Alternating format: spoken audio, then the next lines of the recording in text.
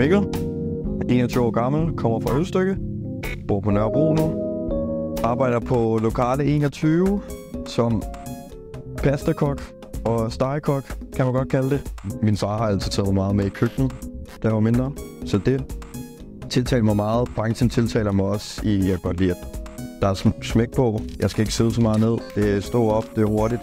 Så det er nok en god blanding af madlavning og branchen, der også tiltaler mig.